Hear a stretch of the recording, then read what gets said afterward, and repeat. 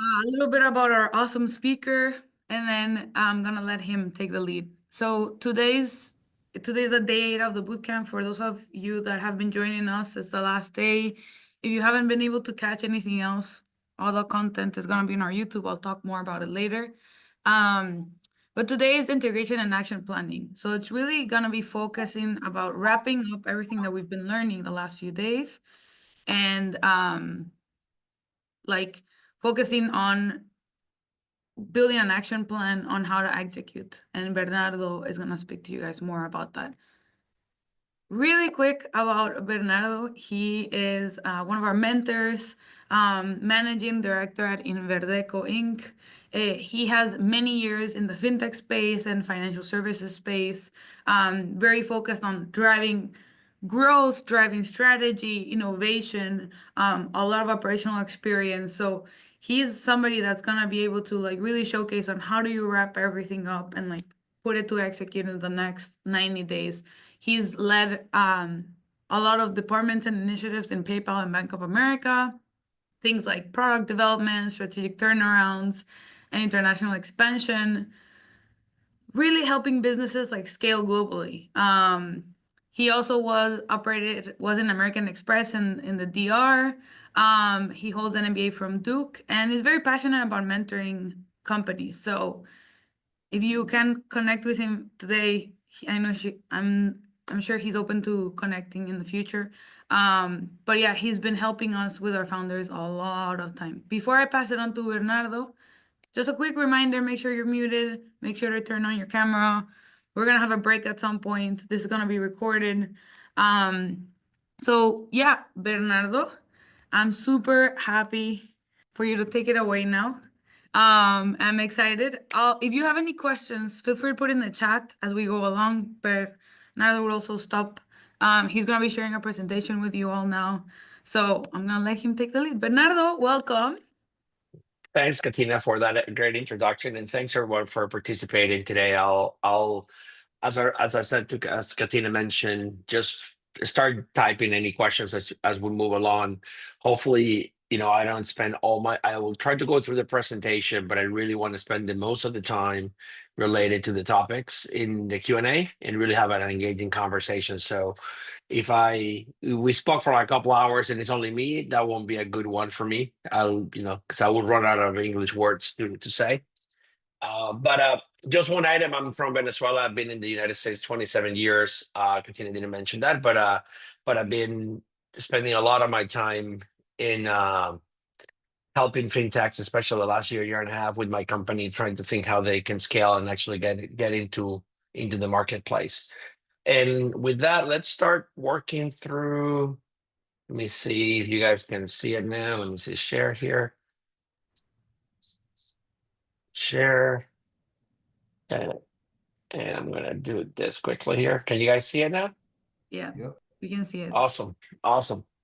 Cool. So I think that I'm going to try to do my best to put in this sort of in a few hours we have together all my experience I've done in working in large institutions and small institutions, um, and how we were at some point failing and sometimes winning, how to make the best decisions we can do with the resource that we have available. And I know that, when what Katina mentioned, I work in big corporations like, PayPal and, and Bank of America.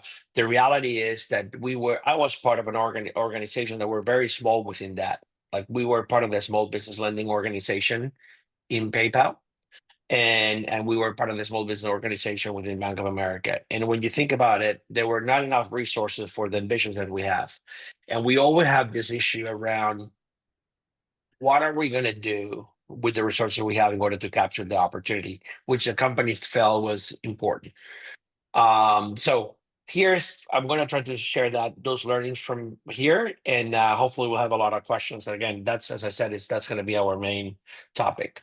The way I divide a conversation here is going to be the first part is going to be about the decision-making process, how we make sure we make the right bets, who should be part of that dialogue, and basically get us to the right place.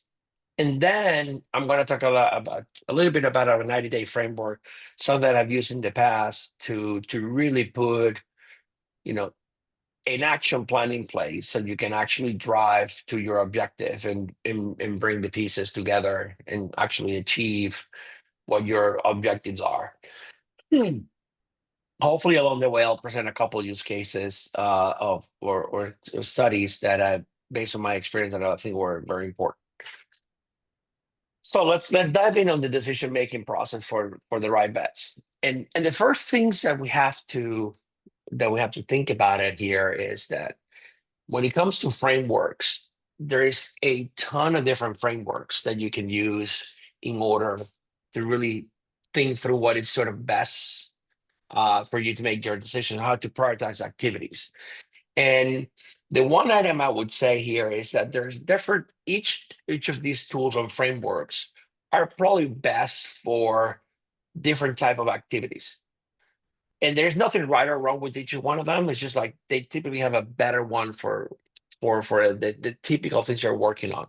So let's think about it. If you take the sort of the kind of model, for example, which is one that I like to use a lot, is which at B of A we spend a lot of time using it because we're trying to drive delight. But in that one, you're basically prioritizing based on what the customer wants. What are the things that the customer wants for sure? What are the things that are drive performance? What are sort of the delight? People are not as that if you do this, they're going to be good. But that's a very one-dimensional framework, and you have to be very confident that when you're doing prioritization for customer activities, it's good to have that view, but you also have to have a second view. So that's one is only good for when you're really trying to think through all the different things that a customer can do. When you think about the RISE framework, which is basically what is the reach, the impact, the confidence, and the effort of those, is better for like features, acts, impacts, and prioritization. And I think that's one that we typically use quite a bit. But sometimes I have some flaws because there's 4 inputs. You have to kind of think through what are those inputs and how you have to define those things. And again, if you go one by each one, at the end of the day, you have to think through those activities. The one that I typically use the most, especially when you're looking at planning and basically when you're trying to come up with what are the different things that I want to go do, is really around the value versus effort. And the reason why I like this one is because this one tries to combine a couple factors. What is the value that this feature or initiative brings to the table versus sort of the effort that will take place? And I think this one tries to bring in a simple way sort of those things to life.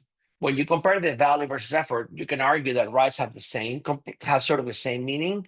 However, it's more simpler to understand. And that's that's the one that I wanted to showcase a little bit today, because that's the one that I've done the most. But I wanted to showcase here that there's multiple frameworks, and each one can be used effectively in your process. Did you have to think through is this the best one for the things I'm trying to prioritize for in front of me? So let's work through the prioritization process that typically you will see when you are in an organization. And at the end of the day, when you are in this, it's a journey, okay? And the important part is that journey has multiple steps you have to go through it. And one of the areas that I see the most is that when people are starting to think through what are the things that they want to rank or prioritize, people fail to recognize what are all the inputs that they need to take in place. And what I mean by inputs here, I mean the different elements that you have to think about in order to come up with your list. Like, for example, when you're thinking about, you're trying to grow, I was trying to grow, for example, the merchant lending business at PayPal. And we needed to think through the market dynamics in the United States, which was our core market. But also, I wanted to see what was happening now in the international market when it comes to lending. I wanted to understand what the customer wants. What were the things that they were telling us that the product was not failing, that they were not so fulfilling. We also needed to understand if somebody at the company had built something or our vendor has built something that actually help us to do things in a much better way and actually create, a better growth activity for us. We also have to pay attention what the regulators are. What are the regulations are bringing into the market? And what are the financial implications? What are the financial goals that we have? As you're building your new companies, I'm sure you have constraints in terms of capital, resources, and things like that. And you got to think through those activities.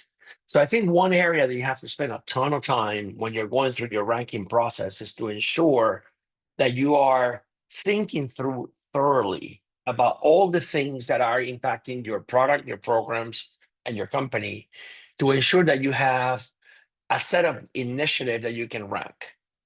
Without having that first step properly done, you typically will fail in the initiative ranking and the process itself, because you're gonna start with an incomplete list. And what ends up happening when that happens is that you go through the process, you said, these are my things, these are the things I want to bet on. Suddenly something comes to you. And I can tell you, for example, sometimes we fail as well. Everything is, the learning here is that I remember going through a process with the Bank of America, and we were going through our initiative, and we didn't include in our process some of our legal team members. And the legal team members came very late in the planning process. And when we realized that it was very important that we invest time in our compliance activities, because there were things that were going to come up in the market that we needed to put resources against it. And we needed to basically, at the end of the process, reorganize all the activities and all the resources. So I think that's what I emphasize, that you spend a lot of time at the upfront to ensure that the output is the best output you can have. When you go from the input, which is really the collection of people and the efforts, I think when you're going, you have captured all the requirements from everyone. You understand what are all the opportunities. Then you have to put all those lists together, and you got to go through this process to ensure that you define those initiatives correctly, that you understand what it means, and those are important elements to really start sizing and scoping those opportunities. And I think that's a very important part. At this journey, you got to understand who are going to be your critical subject matter experts that you're going to work with to really understand the dimension of your prioritization.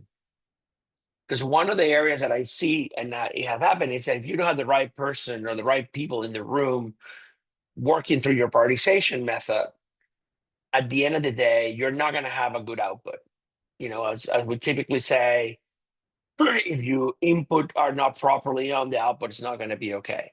So here too, it's important that you have the right list based on your inputs, but also that you have the right people involved so they can help you think through those initiatives and help you rank and really source the information for the tool that you're using for prioritization. And the last step is really, what is the ranking tell us? So what is the output of this process? And here in the output, it's using a value effort matrix, if you will, and it's a simple 2x2. And in here, what you're thinking about is one horizontal, one axis is talking about value. What I mean by value here, sometimes it can be measured in financial results, sometimes it can be in customer impacts, but you're trying to have a dimension of the KPI that you're trying to drive. And the other one is really complexity. And in that complexity, you have to think through on the resources and the things that you have to do in order to do that. One item that is important in this area that typically people, that we fail to realize is that in both axes, the value and the complexity are not only silo thinking. So imagine, for example, that you're going to do, you're building this project or this program, and you're thinking about valuing what is the impact on the unit that you're working on, or in your startup, and you're saying, I'm going to value on this. the reality is you have to think through what are the side effects, what are the additional effects that that program is going to have. So if you're going to launch a new feature, that feature is going to impact not only the new customers you're going to bring in, but also the other customers you're going to bring in. So you got to think through that when you're valuing the impact, you go outside the specific feature and think about what else is going to be. Similar with complexity. And this one actually is one that we tend to not value properly when we're assessing effort. Because we said, well, we're going to do this feature. We need 3 engineers and we're just going to get it done. Well, the reality, you need 3 engineers, but you're probably using a vendor. And that vendor needs to add resources to that. And then you actually have to build a marketing effort to communicate the feature.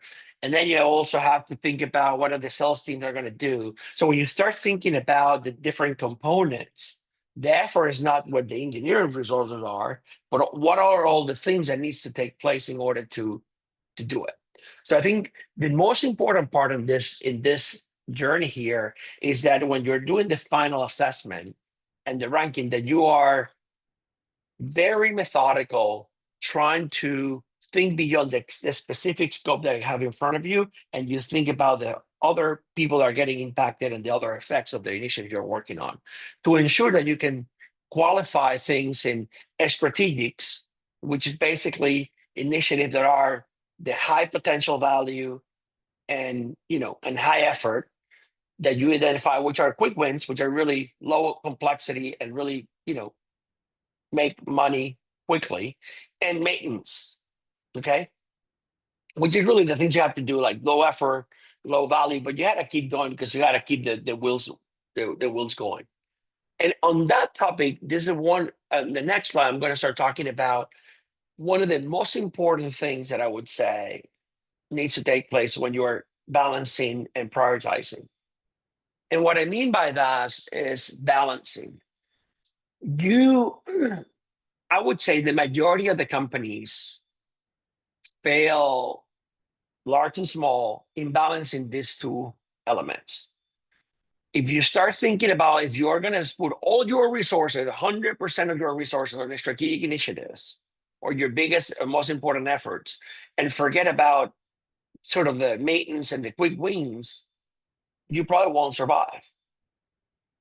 And that's the reality, because at the end of the day, you're not going to be paying attention, for example, to a feedback that the customers are telling you, hey, the application is not working, or the every time I try to load the page, it takes like 30 seconds, so it's impacting on my time.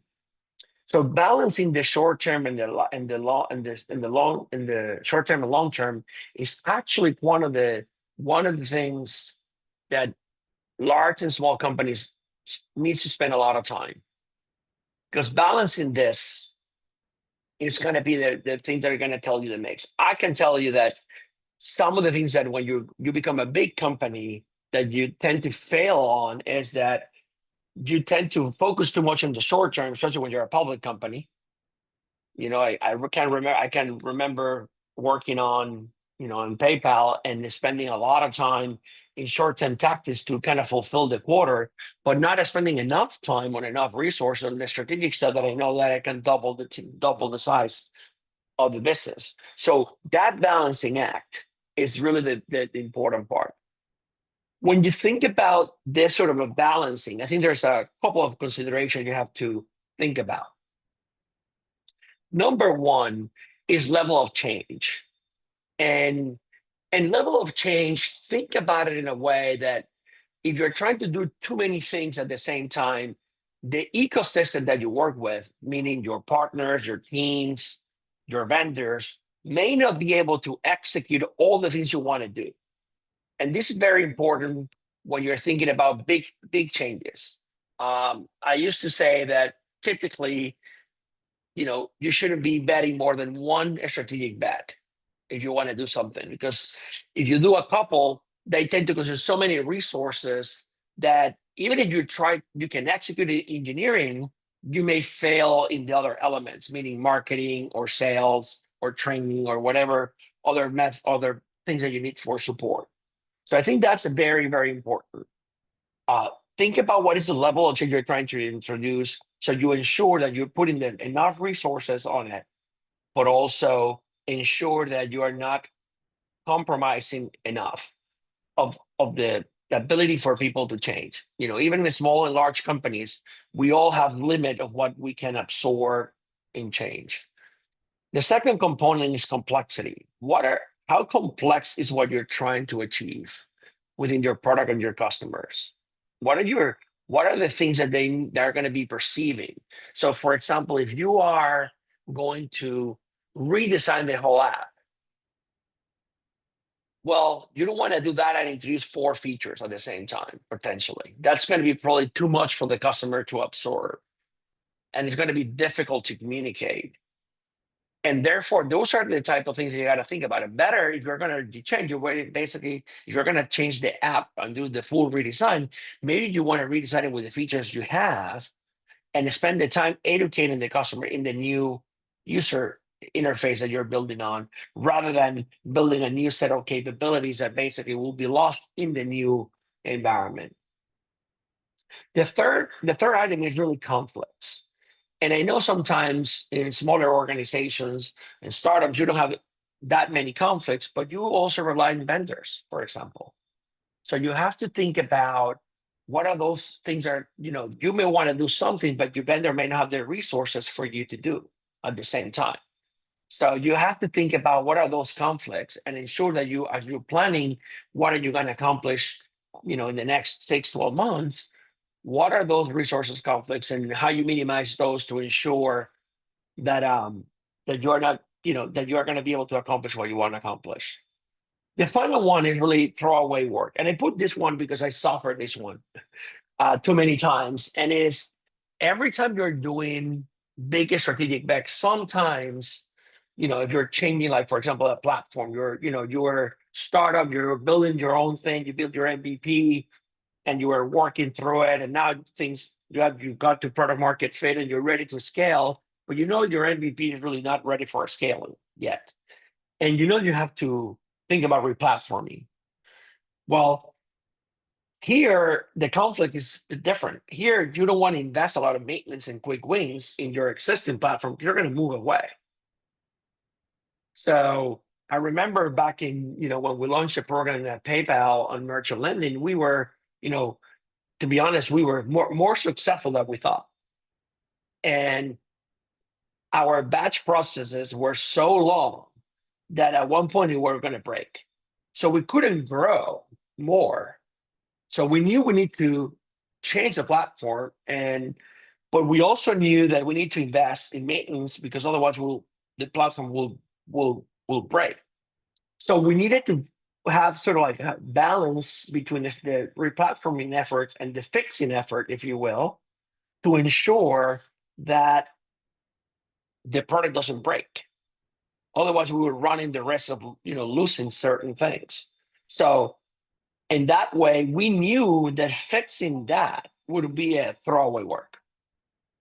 And then you have to be conscious about that. And sometimes those are the right decisions.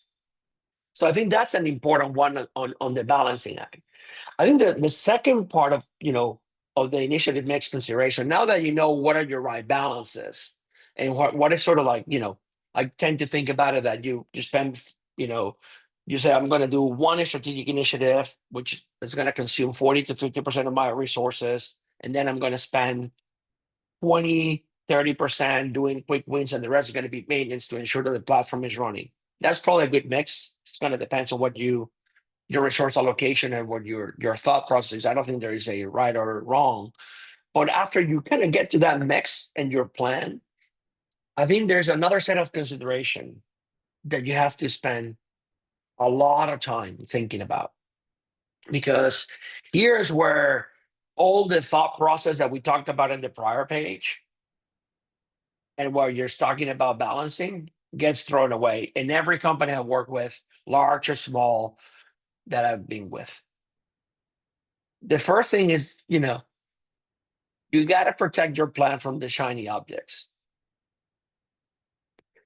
I can tell you right now that if you are doing anything in your company, there is probably a post in LinkedIn of a competitor of yours or another startup that is inventing a new thing.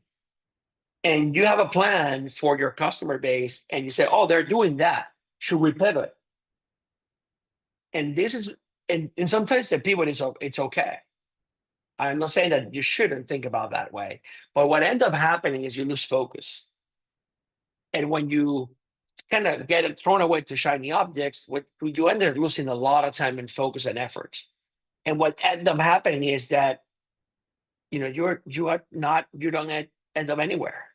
Imagine if you're thinking about if you're going to take a trip and your plan is I'm going to go from Miami to Boston, and you start your route, and you're like, by the time you're in Jacksonville, which is the north of Florida, you say, well, actually, I heard Texas is better. I should go to San Antonio. It's actually a better place to go. And you start, take another route. And suddenly when you're in Alabama, you're saying, well, now I had to go back to New York. And at the end of the shiny objects tend to really get you moving in different directions, and typically you basically kind of lost your momentum and get distracted. So protecting your plan is very, very important. The second thing is learn quickly. When you have an initiative or a project or your strategic bet, sometimes that bet has intrinsic a couple things that you wanna do. And the thing here is about learning quickly about what works and what doesn't work. And when you know what that doesn't work, you got to pivot quickly, move fast. But when you know what works, you got to bet on it. You really have to bet. Because the reality is, and I'll show you an example in the case study from my experience, that's going to get you to the right sort of a goal. Otherwise, if you keep just betting in multiple places and doing little things and not learning, you probably not end up in the right place. The third one here is resources, and we talked about resources. When you build your initiative mix and your plan, you got to make sure that everyone is resourced. Like you have resource for the things that you want to do. If you feel you are not have the right resources for the plan you're putting together, you either have to be more, you got to prioritize further, number one, or you got to get some additional funding to get additional resources. There's no other way. It's a binary selection, if you will. So that I think that's very, very important. But the third thing is really obstacles, and really about removing obstacles. And I talked about a little bit about it in the other part. It's really at the end how make sure that if you see a vendor that's not going to be available, trying to be a leader and try to remove those obstacles at the front. Identify those potential obstacles when you're planning and really go after trying to remove those going forward. And as anything, you got to say no. When you have your plan, the most difficult thing you got to do as leaders of your startup and your founder, as a founder, is just say no. Yeah, that's a great idea, but not for this, the next cycle, the next 3-4 months, because we're focusing on this activity. And I think that's the one area that I would say is very, very difficult to do. And I think the greatest companies tend to be very good at saying no to a lot of things and really focus on the specific things that are driving your plan. So I think those are very important thing about how you're thinking about balancing the growth of your activities between long-term and short-term. You got to think about these items as you go through it, because I think they're going to be very important in the mix and in making sure that you are successful implementing that plan. Again, I will emphasize this is balancing this is going to be what it going to make you successful or not, because I've seen it so many times when we don't have the right balancing between the short term and the long term, you typically end up not in a great place. So here's a case study that I brought in here about what I was talking about. This sort of like learning quickly. Back in 2018, I was hired to be the CEO of the U.S. business for a Series C company, and And the company was doing phenomenally well, and we were preparing for an IPO. But the company was very depending on direct mail as our main channel of acquiring customers, and it was very expensive. And our strategic initiative was to basically grow the volume in non-direct mail channels. That was sort of the thing that we wanted strategically. That was the thing that ranked the best for us when we did the planning process. We knew that we can do this in a couple of ways. We could either spend more marketing in digital media, digital marketing, or we can do partnerships to drive the growth. The problem was that both of them in the past have not worked very well. When it comes to lending, you're really thinking about, risk attributes more than anything else. So we decided that we wanted to test those activities, and we spent some time testing those activities. And early on, we're starting to find that partnership was a better performance for risk than digital marketing. And as you see here, the KPI here was delinquency, because that's where, when you're talking about lending, if the delinquency is not proper, there's no price you can charge for the lending to be successful. So you got to make sure that you're delivering that delinquency rate. So we were able to fund that very quickly, and what we did is we said, well, partner channel is the way to go. And when you look at this, then say, okay, we're going to bet big in this channel. So we did a lot of things to do that. What ended up happening here is, number one, from a sales perspective, we reorganized the team. On the partnership side, we hired additional people. We created very focused activities around. We identified who we were going to go after, what was our value proposition, and actually sign up one of the largest partnership deals that we did. We also changed. We actually did risk policy. We actually started focusing on the risk policy for the partnership area, rather than have a broad one. And we were very successful in what was working on. We also worked with our product and tech teams and what was going to be the architecture approach for partners, what was the experience going to look like. But the most important part was that we deprioritized digital marketing growth. That doesn't mean we're not going to do digital marketing. It means that we're not going to invest resources in growing that channel, because we were putting all our bets on the partner channel. And this is an example of, how you go through your journey of picking the right bets. And when you pick that bet, how you kind of bet big on it. So, and the results were like within 24 months, direct mail became a secondary channel for us. Partnership was our main channel. And we were very successful. And actually, the success of the US was started to be replicated outside as well. So here's a use case of how you come up with your strategic bet, go through the process, and ensure that when you identify that win, you go in all the way. And that's the best way that you can start thinking through the program. So with that, I think we'll finish this section, and I wanted to jump to Q&A. And I'm going to exit for a second on the presentation so I can see you guys better, because I only see a white page here in front of me right now.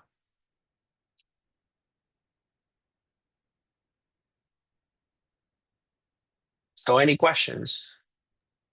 Hi, Gal. How you doing? Can you hear me? Hello. Yeah, I can Hi, hear you. fantastic. Thank you for that great presentation. Now, I guess my question would be, now, from a lending perspective, I guess from a financial firm, uh, what qualifies your partner channels, or what were you looking for essentially as you guys shifted that model? How do you define and acquire your partners?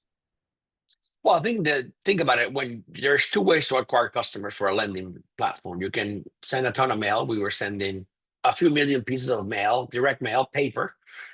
Still, all paper works. Still today, just for all of you. And we basically we're looking at two type of platforms. Today we call it embedded financing. That's the sort of the fancy way to say it today. But back then it was partnership, which is basically there were three type of partnership. One was around partnering with platforms that have SMB customers. Think about Intuit, Stripe, things like that nature. There were partnership related to platforms. Today there are less of them, but like Lendio it's a marketplace where people go in and look at different offers. So that was another type of partnerships. And then the third type of partnership was more like white label or fully integrated solutions with other players. So those were sort of three methods by which we were thinking about it. The last one, more white label-y, we never went through it. We kind of stuck to the first two because we felt it was enough for us to grow and we were successful in that. But I think that's what I meant. Today we call it embedded finance. Back in 2018, it was just partnerships.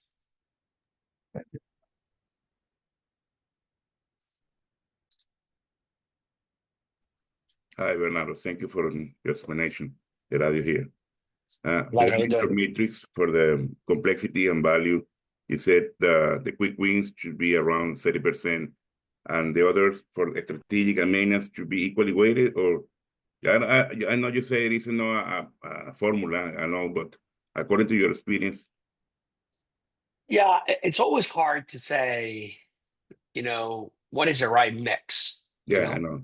It's I don't want to get the sense that it's like a perfect math that it's going to get you like, Sure. oh, great, this is it. If you don't already that math, you're wrong. And Bernardo told me that he's typically like trying to 40 to 50% should be in your strategic. From a resource perspective, you're putting half of your journey or your things related to that activity.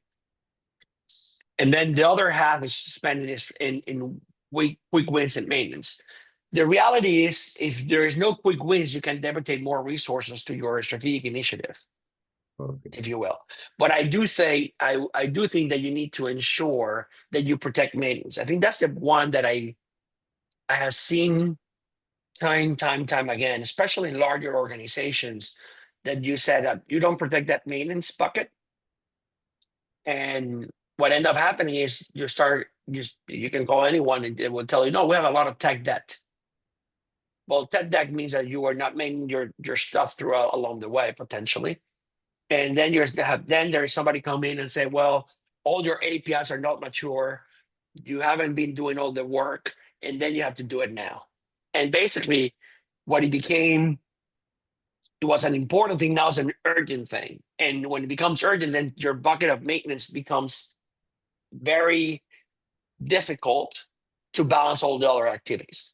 So what I would say for me is strategic, I would say 50 or, but I think the most important, the bucket that you have to be more thoughtful about is what is the things you need to do to keep your tech stack and your stuff working properly and advancing.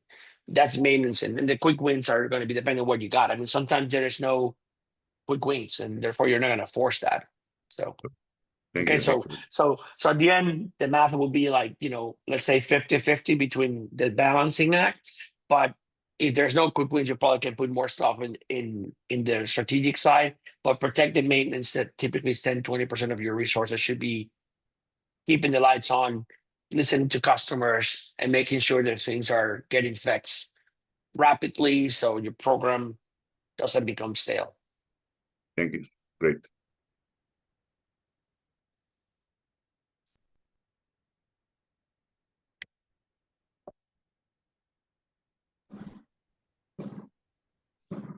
Can I ask a question? Luis, yes, go ahead. What is the balance of the CEO responsibilities? Should the CEO delegate, the short-term tasks to a second-tier management team, and concentrate in the big things, in the strategic long-term matters? Mm-hmm. Well, I think it depends on how big the organization is. In my view, the CEO has the responsibility in large organizations, they tend to give you the vision, the communications, and they typically delegate the decision making to sort of the people reporting to them. And in that sense, I think that's important. In the smaller organizations, I think the CEO has to be a key participant in the dialogue around short versus long-term bets. Luis, I think at the end, as ultimate accountable person to the investors and to stakeholders of the company, you have to ensure that you are involved in that process. And I think that the one area that I will say, regardless if you're going to make the call or you're going to delegate the call, is that you got to ensure as a CEO that there is a process and a framework that makes sure all the voices are heard. Like, for example, you're going to delegate it to like the CPO, for example, of a company. You need to ensure that the CPO is not making the decision in a vacuum, that everyone has been listening to. Because again, it's the same process that I mentioned before. Like, if you don't have the right inputs and the right people involved, the process is going to be not going to be good. So imagine if you launch a program or in a feature and you don't have a legal team involved, it's just not going to be fun. You may actually end up caught in court. So again, the CEO responsibility from a delegation perspective, the most important thing he needs to ensure is that there's a communication. All the voices that needs to be heard are heard. In my view, the larger the organization, the CEO is less involved in the sort of the nitty gritty, but he's ensuring that everyone is involved, the right people are involved, and he's agreeing with what are the right bets based on the vision that he has. So he needs to ensure that the bets they're making are aligned to what he wants to be the company forward, but he can delegate that decision. The smaller organization, I think you're driving the vision and driving the process. And that, I can tell you, in Fund and Circle, we were, roughly 1,000 Series C company, and the CEO he delegated a lot of decisions, but he was heavily involved in the process when it comes to the strategic bets to ensure that there was alignment between what we want to do and what he wants the company to be. Okay, thank you. Adriana? Hi, Bernardo. Sorry for the noise. I'm in an airport.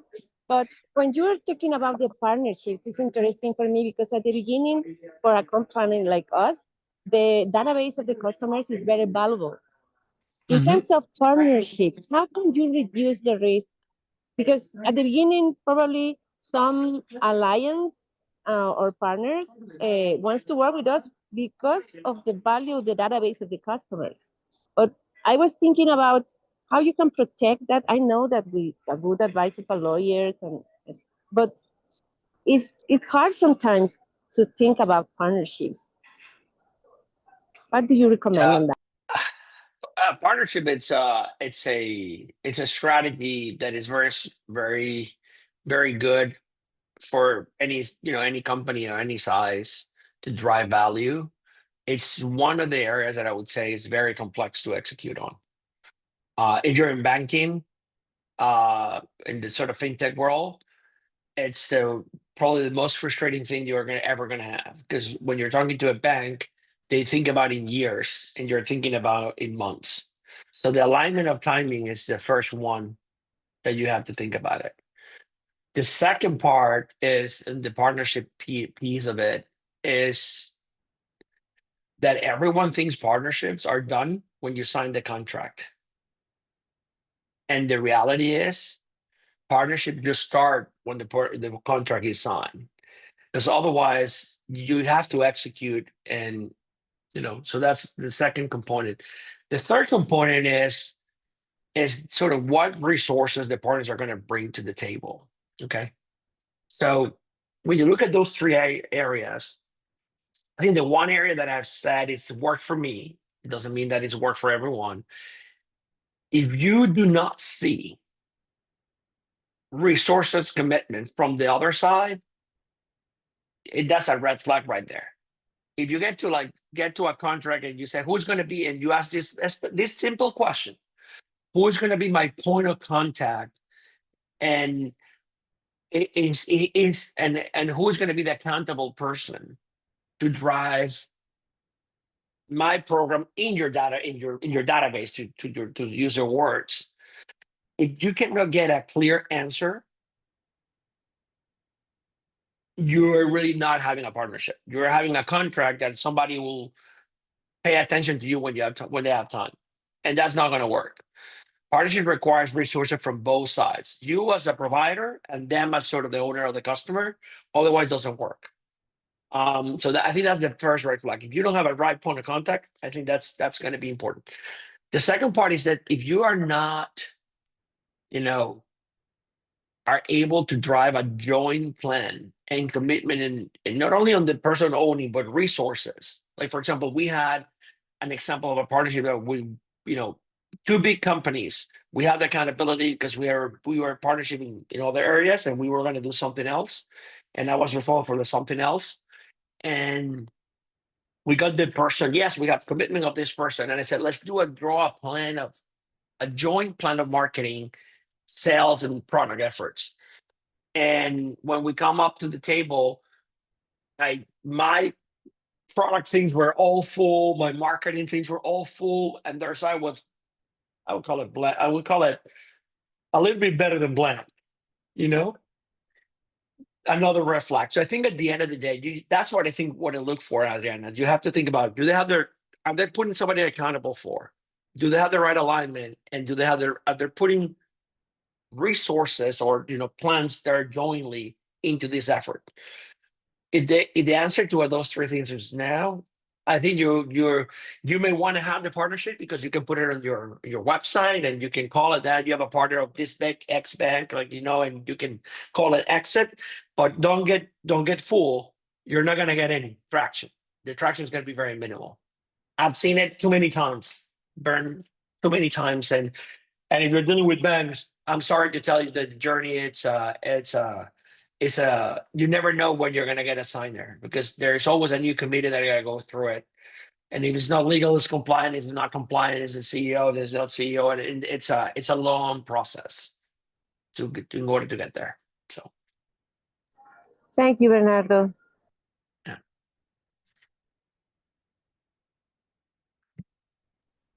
Luigi, feel free to ask your question.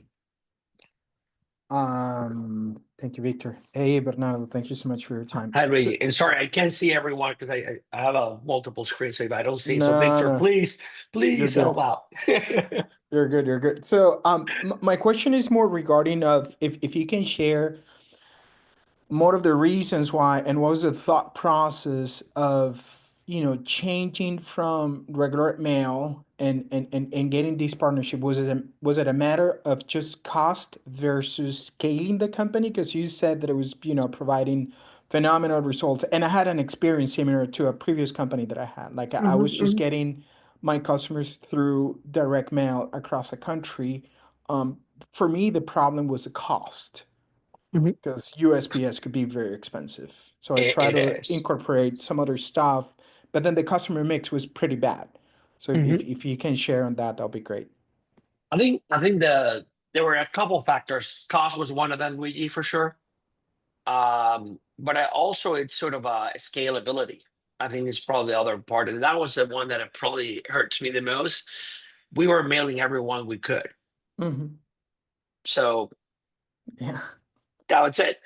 So we were dropping, I don't know, I think our box was around 2 to 3 million, if I remember correctly. So you come with all the tricks.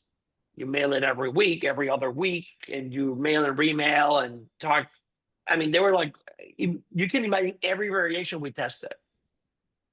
So the channel was sort of maturing. And yes, you could probably continue, but the CPC, or the cost of the acquisition cost, the CPA, was going to be too much. And the reality was there was no line of sight to achieve our objectives with that channel. So the maturity was there.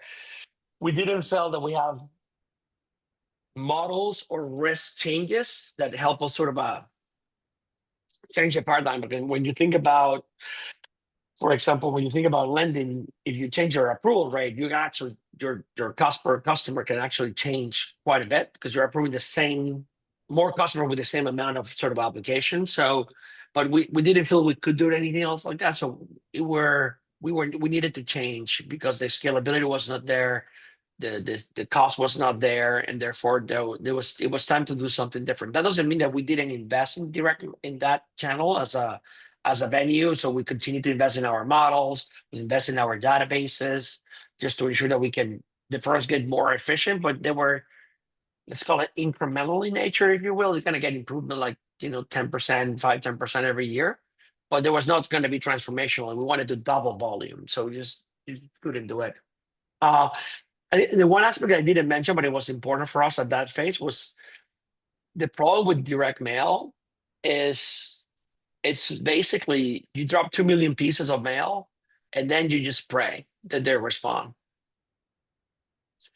And therefore, there's a mismatch between cash flows out and cash flow coming in. With the partnership, it was more a better alignment for us with use of cash because I will pay if I get the deal. So in a way, it was a better alignment of use of funds, which it was actually better for us in the stage that we were in. But again, it came back to cost and scalability, really, to be quite honest. Yeah. If I may, Yeah, go for it. For us, the biggest issue was, we were dropping, I want to say like maybe 15,000 to 30,000 pieces a week, in different areas, in the country.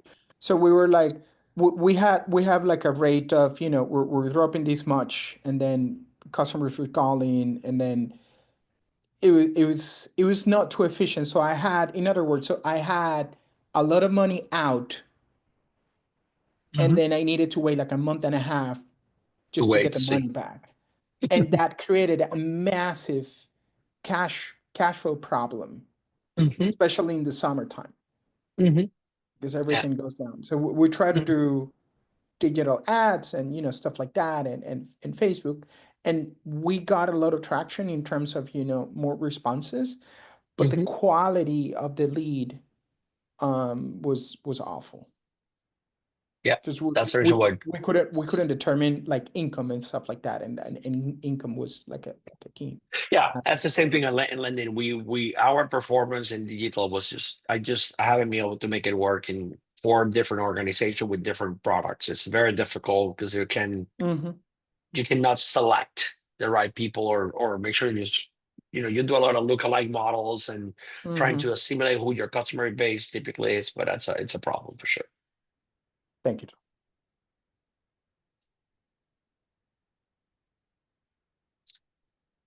Any other question?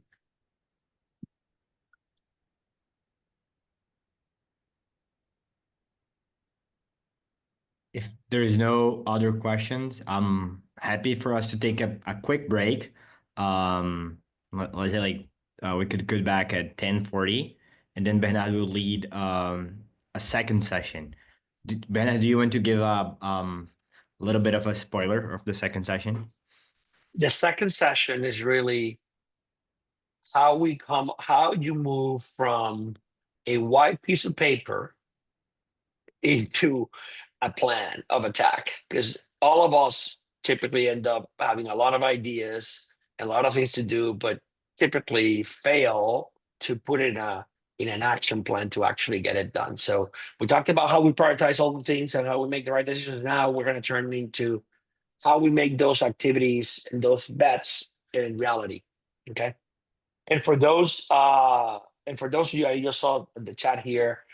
Anyway, I'm happy to connect offline, send in my LinkedIn, and we can connect emails and everything else. So feel free to reach out, and we'll see you in, Victor, 10 minutes or so, or how you want to do it. You're the 10:40. I'm master. gonna drop here in the chat. So we're gonna be back at 10:40. Awesome. Well, I'll 13 see you minutes. back in 10:40. The next one is probably going to be a little bit shorter, but I think it's going to be also very important. Okay. Thank you, everyone. I'll see you in 10. Thank you very much.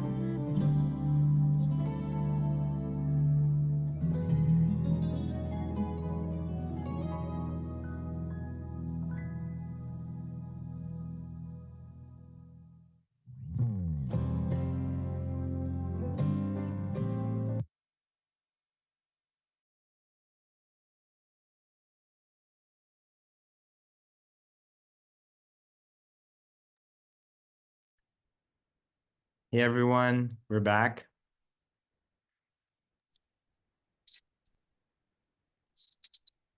Bernardo is also back. Let me Back. give the attendees, the participants, a little bit more time for them to turn on their videos. There you go. I don't know if after the break, someone still have a question, or I don't know. One of the ideas kept marinating. So feel free if we want to start with I don't know, a question from the previous session. But if not, pretty sure Bernardo can kick us off with the second part today.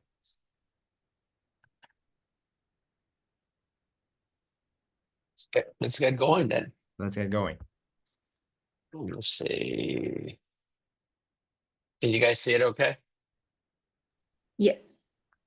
Okay, thank you. Cool. So let's think about the 90-day framework, which is I think it's a framework that a lot of you probably use already, and it's an important one because you gotta put pen to paper in order to start doing it. And I know today in the era of Chat GPT or Perplexity or Gemini, whatever tool you use for AI, we don't typically start with a white piece of paper as we used to do back then. But it's still a 90-day framework. It's you have to put it in place, and you have to put it in place because otherwise nothing will get advanced and your teams may not be able to do it. So let's start. And this is the difficult part. And I'm sure all of you can relate to this picture, which is a puzzle piece. There's nothing worse than opening that puzzle with, even if it's like 100 pieces of puzzle, and how should I start? How should I start building it? Who's going to be doing what? What thing we should focus on? And this is probably the major item that all of you go through it in your personal life and in your company. It's the same challenge. You have in front of you a lot of things that you want to accomplish, and you really want to get to that end state. But it's difficult to start, especially when you have a ton of people around you that are waiting for everyone to kind of who should start first? Who's going to be the first one to move? And that's what I think the 90-day framework kind of helps us.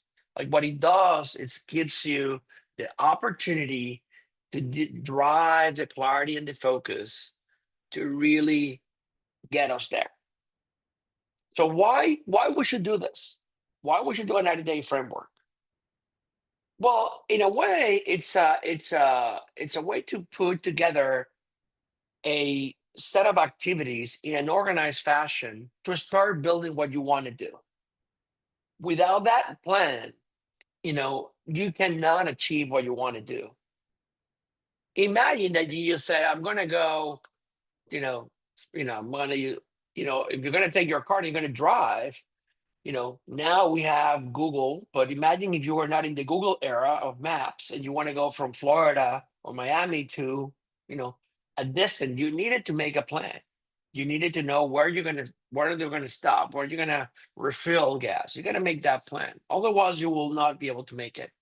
So having a plan, it's part of a map, not only for you to understand what you want, how you're going to achieve what you want to achieve, but also how you're going to get there and who is going to help you get there and in what time frame. So I think that's a very important part. We bring the second piece of what is the important of this: accountability and urgency. I cannot tell you how important those two words are. Without accountability,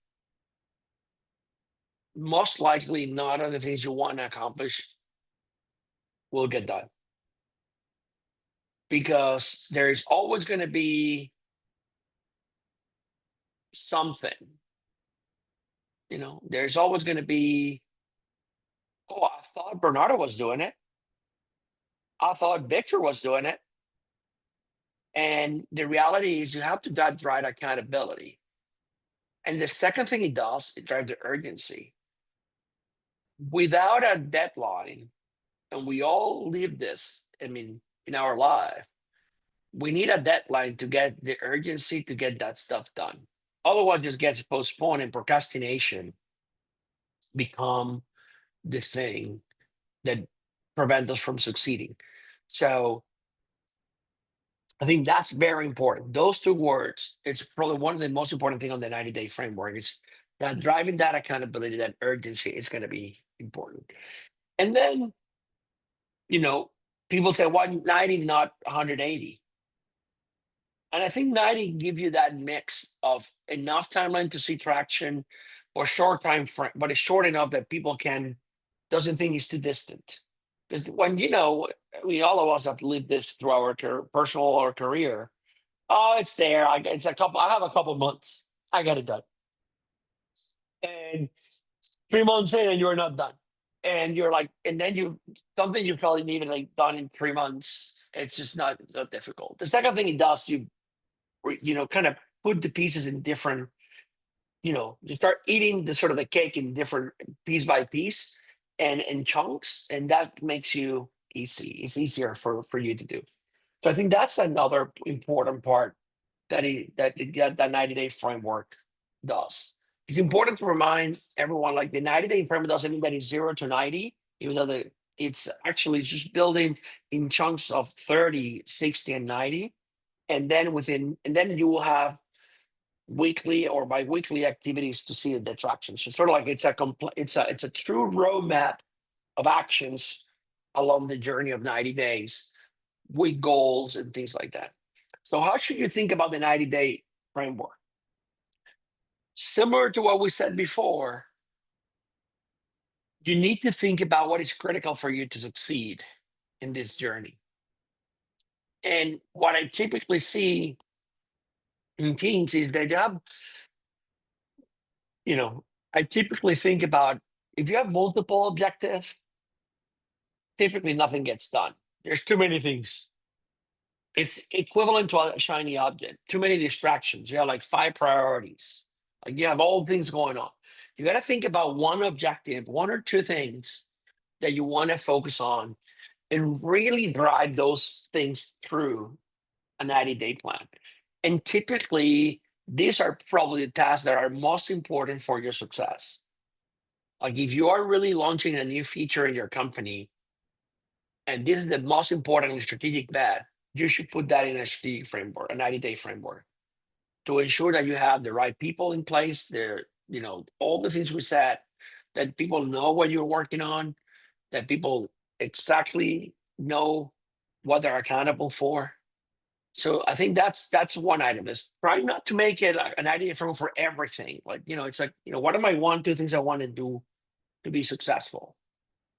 The second piece is really let's ensure that as you build those activities and plans on a weekly, bi-weekly basis with monthly accomplishments and milestone, make sure people know what they're expecting to deliver in those timeframes that you're setting up apart. And without that, it's going to be very difficult to see those progress. Okay. So again, I can think about it. I'm gonna, if I look at the program that I was mentioning in my prior example, that was our goal. We wanted to drive that through. We have weekly and activities to set up those tests that I mentioned. We were working with the risk team to ensure that we knew what metrics we were going to use and kind of follow that through. So I think that's very important. KPIs is, it's going to be probably one of the most difficult things that you would do. And we'll talk a little bit about in the next page on this one.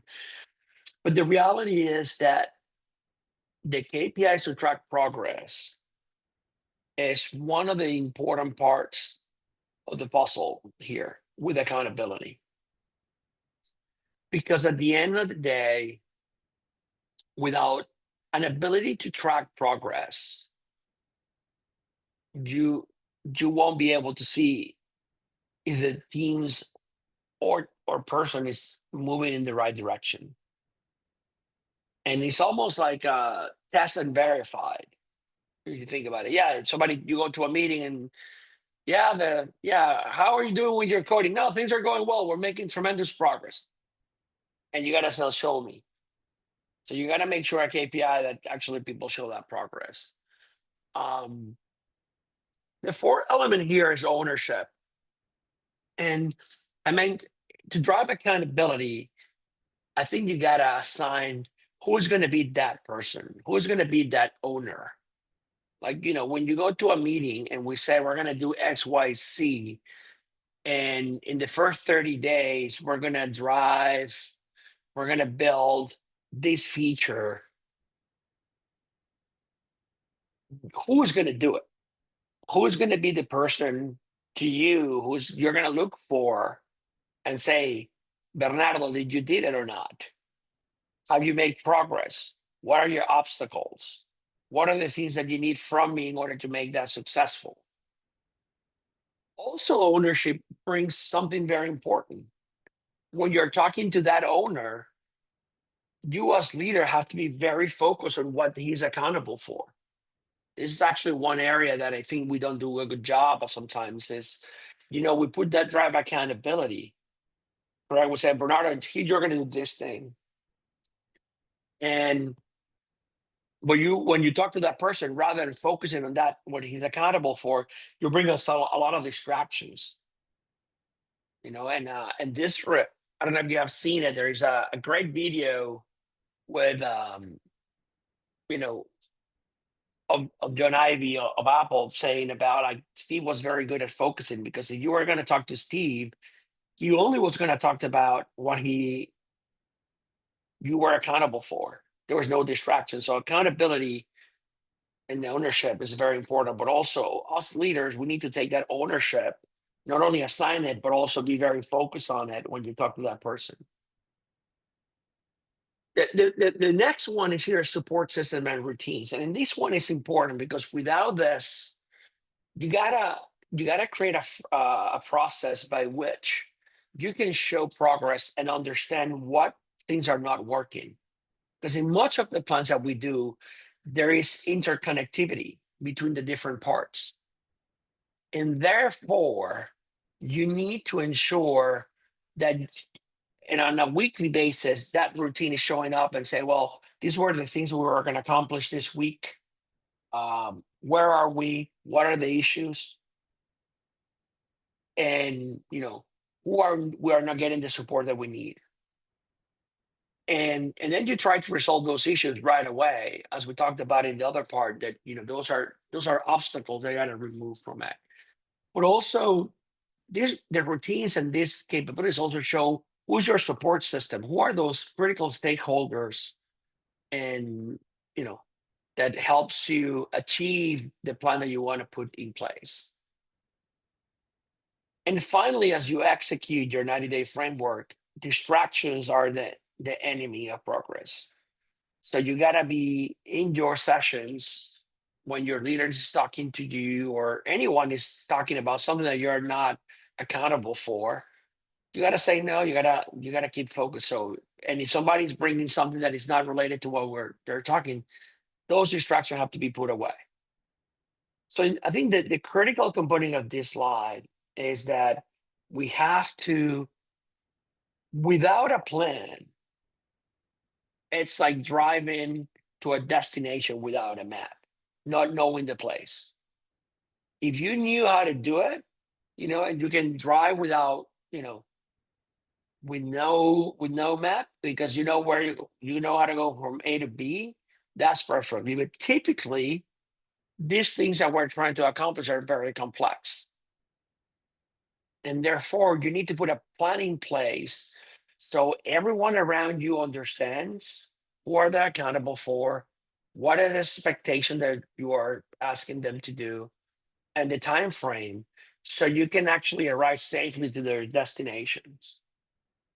Without that, I think you're going to be doing a lot of urgent things and it's going to be uncomfortable because you may arrive to the place. Don't get me wrong.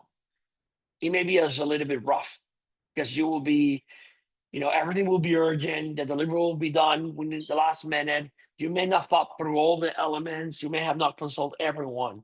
So I urgently recommend, for the great and important things, that you are basically putting a plan in place. And this brings us to probably one area that is very, very important. And I cannot tell you how many action plans I've seen,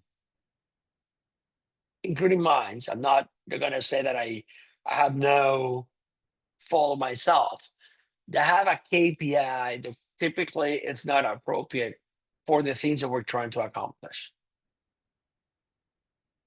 So if you, and I'm going to go through this, but it's self-explanatory, but I cannot tell you how important it is, this that you follow through.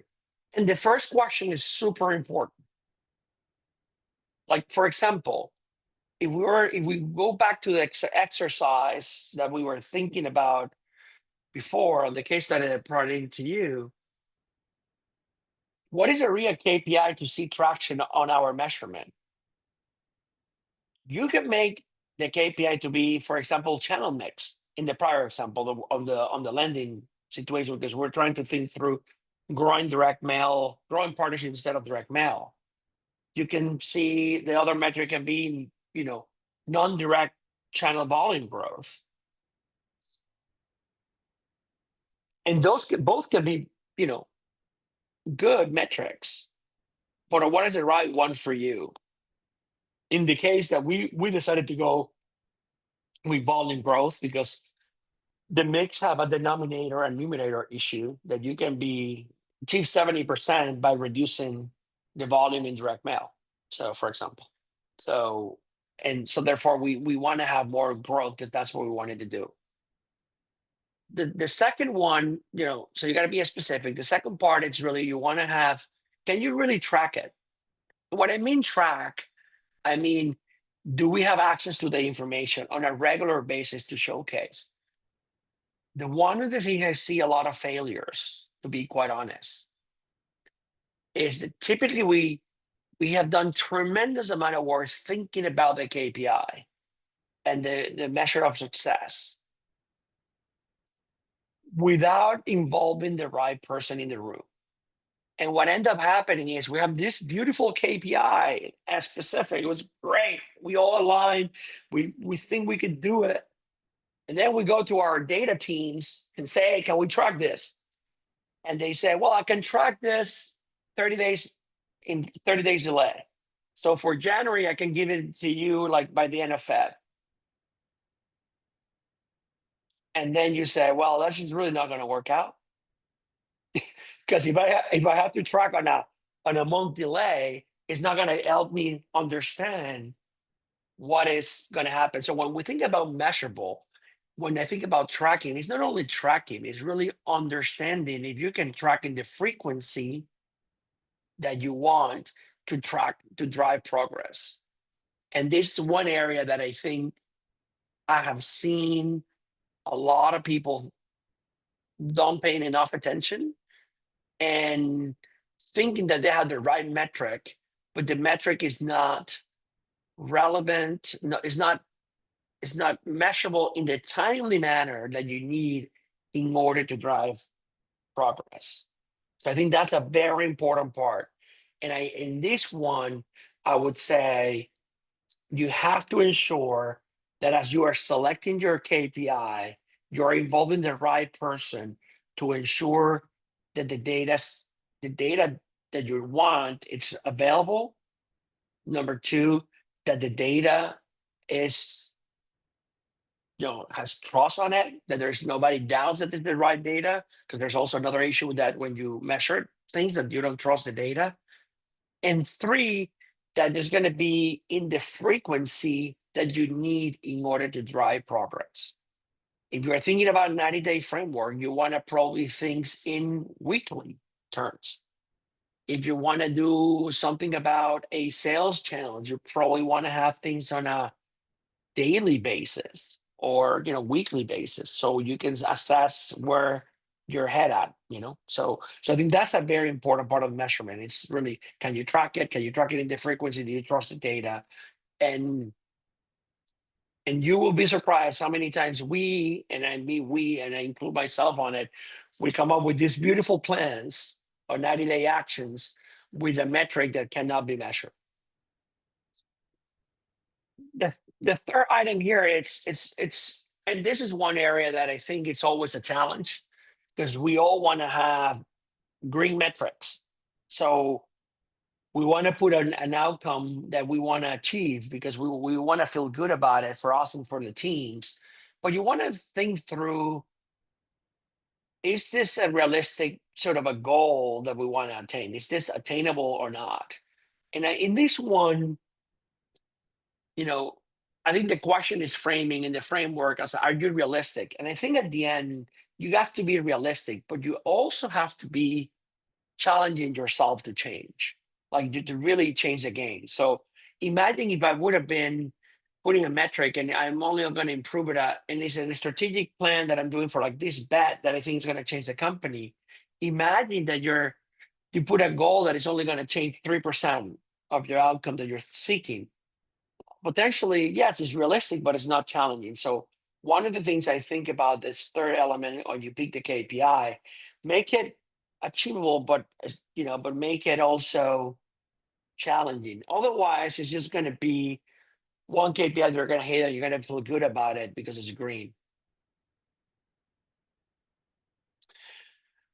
The fourth element here is relevancy, and here is one that I would say it's important, because sometimes when we start deploying objective and we go down one level, you may create a disconnect between the KPI and the objective you're trying to do.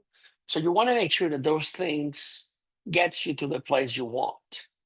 So are these KPIs the right KPIs to reflect the objective that we wanted to achieve? And sometimes those things are, happens, and sometimes it does not. I'm trying to think through an example in areas where I have seen that, we were probably selecting a KPI that it was not reflecting that objective. And it's because, if we would have picked, for example, coming back to the prior case study of lending, if I would have picked channel mix, and I could have called success, but it was not reflecting that the true objective, which was actually growing the non-credit channel. So make sure that your objective is sort of attached, the KPI is attached to the objective. Otherwise, you have the problem. And then the final one, you got to think about time. So what is the time frame? What do you expect to do at 30, at 60, at 90? And I think, or weekly, there's a weekly routine and you want to see progress. Like when you do sales stuff, you want to see progress daily and weekly to ensure that you're making progress. When you're developing, you want to ensure that you're going through the stories and building the tools at the pace that you were expecting. So there's always have to be, what is the time frame? Make sure that you can put it in time so you can follow along.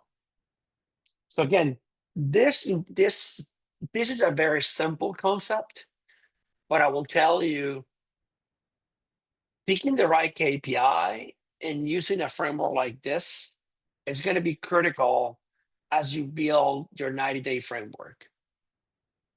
Otherwise, you're going to probably be tracking a lot of KPIs and feeling good about it, but not achieving what you want to achieve. So I think that's one area I want to leave here. As you put your plans in place, put it in paper. Having a KPIs, it's really going to be an important part of the sort of the plan you're putting in place. So let me give you an example. This is a real life example.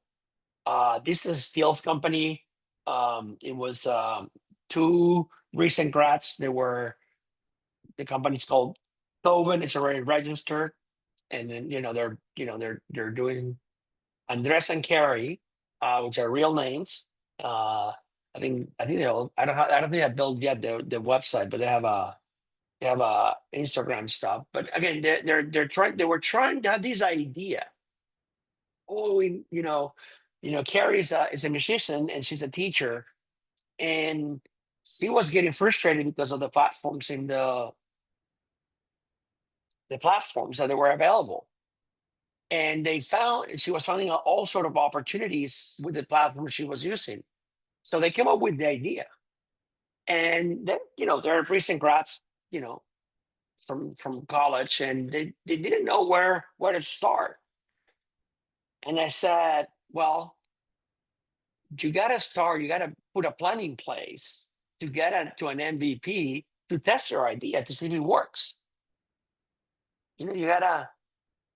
Otherwise you guys are going to keep talking.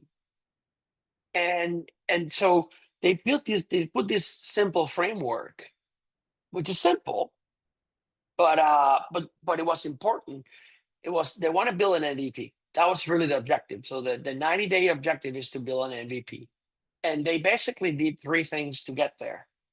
They separated the product development component, the user research component, and the admin component. And they built some KPIs for each one of them.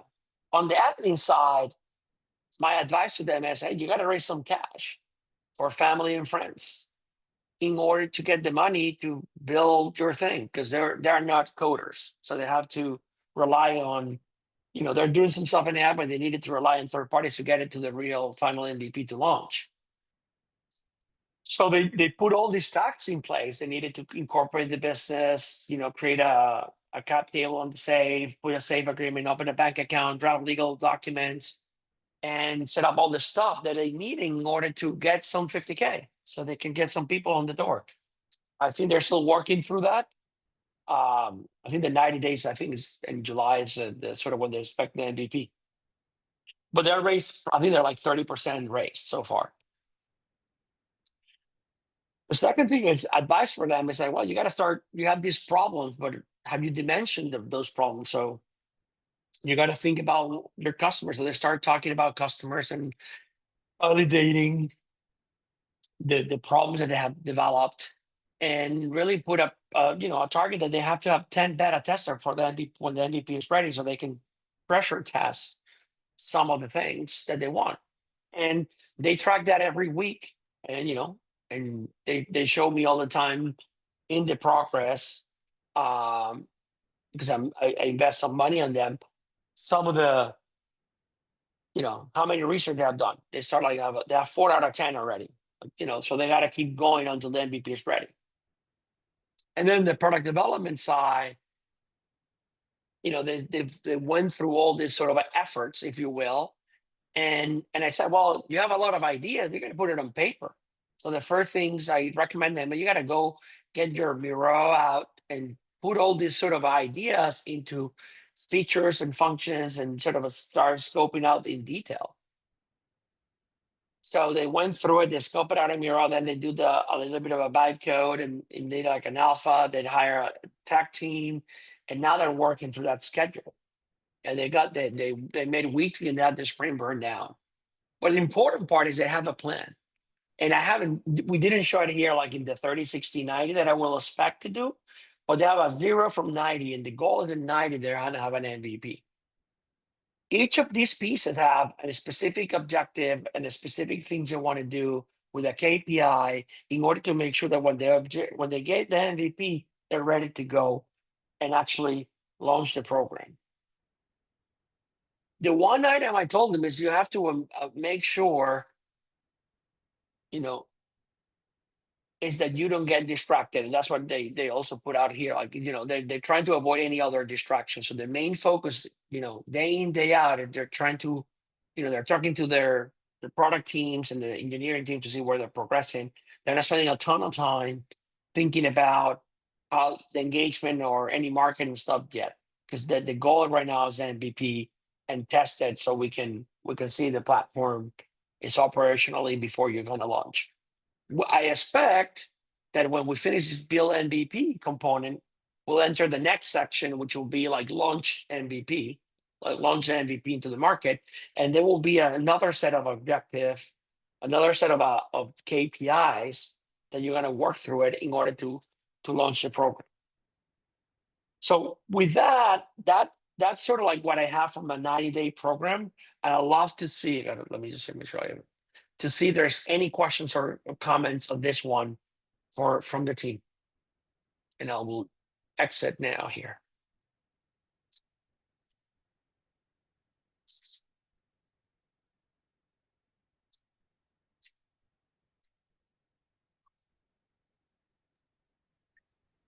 Also, feel free to use the chat if you prefer, but to open the mic, that's also good.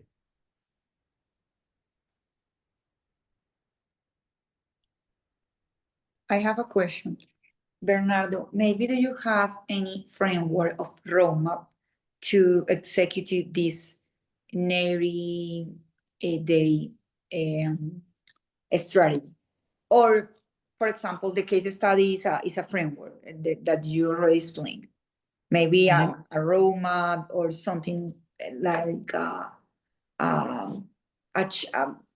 can be like I don't know, like a specific for example a roadmap but not filled, to have like a tool Template.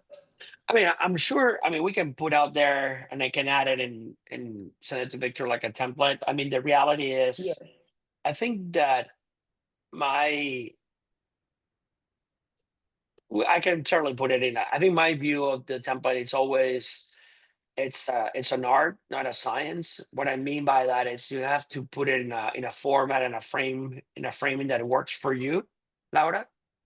yes But typically, again, I mean, it's an Excel sheet. If you want to only have a fancy tools and have owners and timing and connectivities, and I'll certainly can add one of those into the presentation. So when the materials are available, you can see that as a framing of reference. But I think at the end, if you take both sides, and the example here is you want to make sure that you have the objective that you want to accomplish. You want to make sure you have all the tasks for the different components that build to the objective. Then you have an assigned owner for that, and then a timing associated with it. The one item I didn't mention in the example of the Tobin case is that you have to also signal potential dependencies or conflicts, meaning that if you finish A, you cannot finish task C if task A is not complete. okay Okay, and so another so much question other things. Go for it. Go ahead, Laura.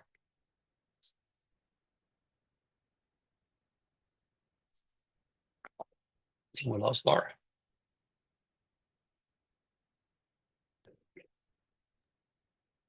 Laura, we can hear you. I thought you I had can't hear you. a second question, but if not.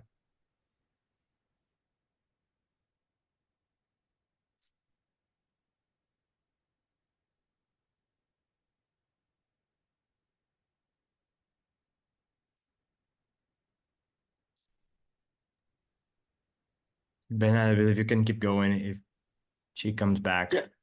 Yeah. If anyone have any other questions, anyone have other questions?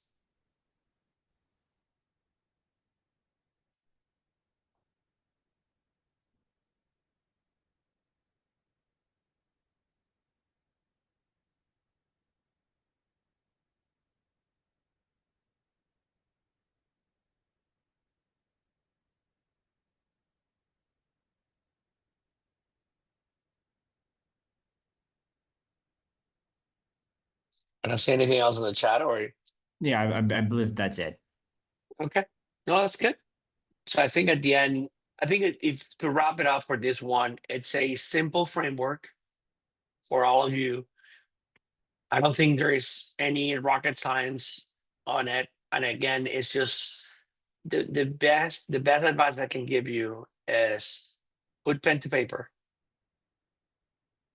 put a 90-day timeline on it, and assign who's going to do what time is expected, potential connections in tasks and in other things, and get it going.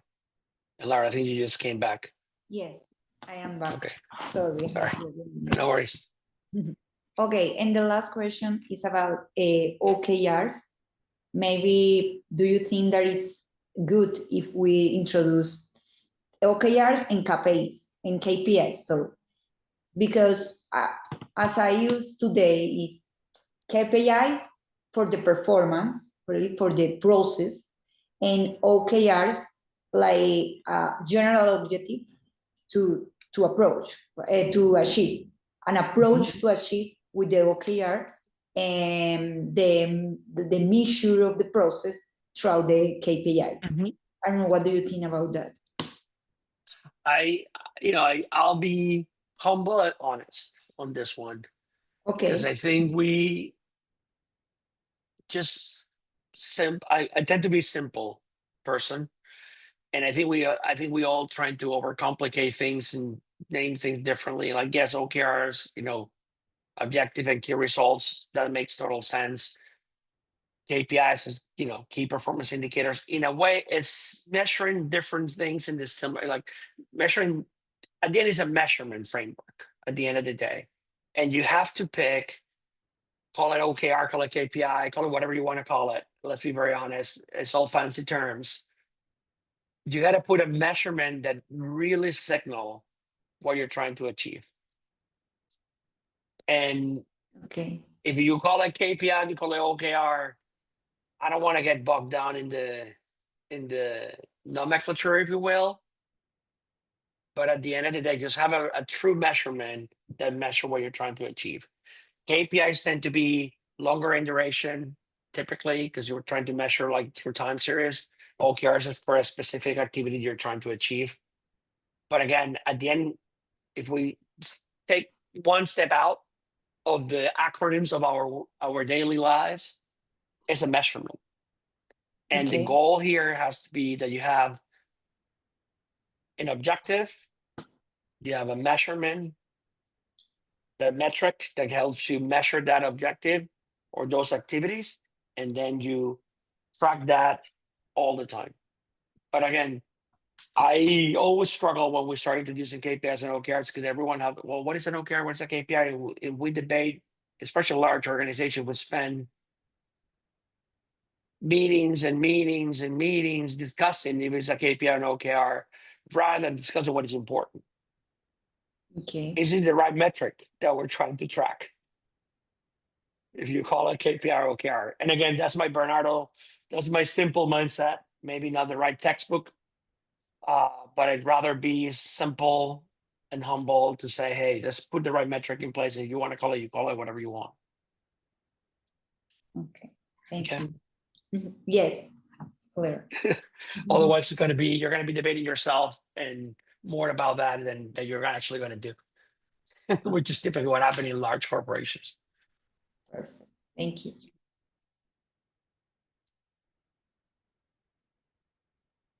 Okay. Bernardo, if you have any final words. Well, thank you every time for your time. I put in the chat, and there's my contact information, my email there.